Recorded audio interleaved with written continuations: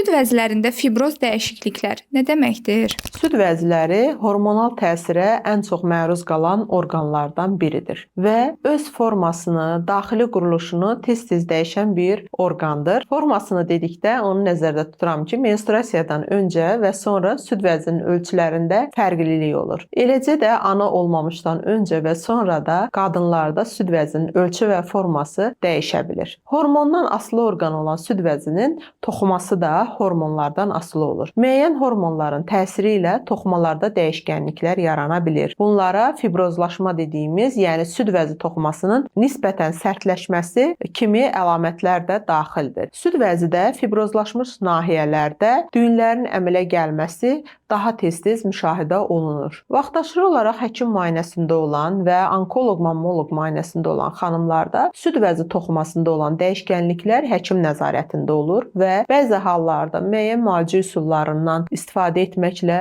fibrozlaşmanın, yəni süd vəzinin daha sərt forma almağının qarşısını almaq mümkündür.